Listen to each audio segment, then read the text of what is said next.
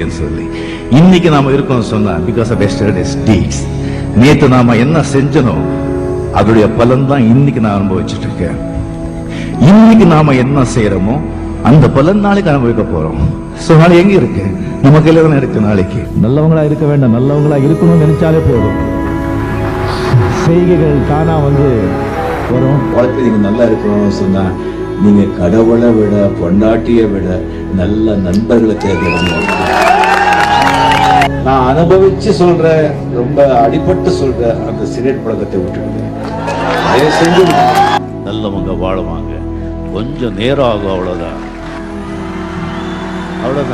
சோதனை வரும், சாதனை எப்போ ஆகும்? நீ சோதனையை சந்திச்சாதாயா சாதனை ஆகும். சாப்பிட்டது உடம்புலயே தங்கிட்டா உடம்பு கெட்டு போகும், சம்பாதிச்சது நாமளே வச்சுக்கிட்டா வாழ்க்கை கெட்டு போகும். டாப்ல